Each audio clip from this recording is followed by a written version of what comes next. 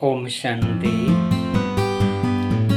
आज का हमारा कंसेप्ट है भक्ति और मेडिटेशन दोनों में क्या अंतर है। दोनों में अंतर ऐसा है, फर्स्ट ऑफ ऑल हम तो देखते हैं कि आध्यात्मिक शिक्षा है और शिक्षा जो है वो वन वे ऑफ कम्युनिकेशन नहीं होती है।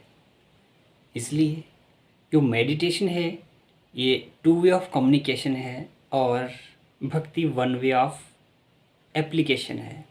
एक तरफ से एप्लीकेशन यानी प्रार्थना करना ईश्वर के आगे, वो वन वे है, पर जब हम मेडिटेशन करते हैं तो परमात्मा से कनेक्ट होते हैं, उनसे बातें करते हैं, कन्वर्सेशन करते हैं, इंटरेक्शन करते हैं।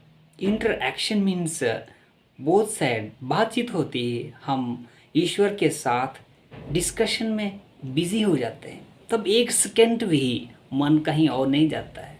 पर जब हम भक्ति की बातें करते हैं तो हम प्रार्थना करते रहते हैं और या फिर ऐसी अपनी अपनी मुरादों को सामने रखते रहते हैं, परमात्मा के आगे झुकते हैं, उसको प्रणाम करते हैं और कुछ कह के लंबी लिस्ट दे के, आंखें बंद करके लंबी लिस्ट देते हैं, फिर आ जाते हैं।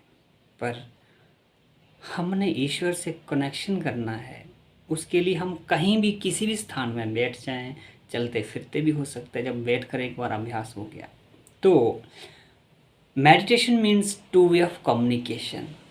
और हमें भक्ति में एक ब्लाइंड फेथ भी देखने को नज़र आता है कि जब लोग कहते हैं कि गुरुजी हमें शराब ना दे दें, अगर उनकी नहीं मानेंगे तो उनको डर लगता है कि कहीं वो हमें ऐसी बद्दुआ दे देंगे।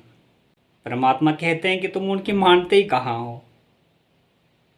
5 विकारों को छोड़ने के लिए वो पहला ही बल्कि श्लोक बता देते हैं, काम क्रोध, इनमें जितने भी हैं काम क्रोध लोभ मोह अहंकार ईर्ष्या द्वेष नफरत हिंसा, उससे ये सब चीज़ें इनकी अपनी बहुत बड़ी सहना है। फिर तो इनका जो सबसे मुखिया हेड है वो पहला नाम ही ले लिया। तो गुरुजी तो पहले कह रहे हैं कि इन चीज़ों को ख़त्म करो, तो पहला जो है दुश्मन, उसके ऊपर क्या विजय प्राप्त हुई? वो तो हुई नहीं, यानी पवित्र रहना तो सीखा है नहीं, क्योंकि वो तो बता रहे हैं बेचारे गुरु, लेकिन शिव बाबा कह रहे हैं कि तुम उनकी मानते ही कहाँ हो, कि छोड़ते ही नहीं उन चीज़ों को जो छोड़ने के लिए वो कह रहे हैं। कोई भी इंसान नहीं चाहता कि मैं पतित हूँ, व्यर्थ में विचार चलें, पर टू वे ऑफ कम्युनिकेशन जब इंटरेक्शन ईश्वर के साथ होती तब हम उस जंजाल से, उस विचारों के चक्र से बाहर निकलते हैं और जो हमें चाहिए वो परमात्मा से मिलने लगता है। तो परमात्मा से मिलता क्या है? सच्चित आनंद की अनुभूतियाँ। अनुभव तो एक रियलाइजेशन है, एक हमने क्या महसूस किया, क्या देखा, लेकिन रियलाइजेशन और परसेप्शन दो अलग अलग चीज़ें हैं। रियलाइजेशन के बाद परसेप्शन है, यानी अनुभव के बाद अनुभूति है। जो परमानेंटली हमें मिल जाता है परमात्मा से वो अविनाशी होता है।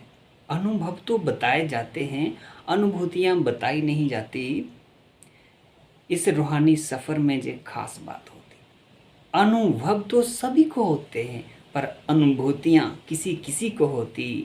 इस रूहानी सफ़र में ये खास बात होती। अनुभव तो नाशवान है, अनुभूतियाँ अविनाशी हैं होती। इस रूहानी सफ़र में ये खास बात होती। ओम शांति।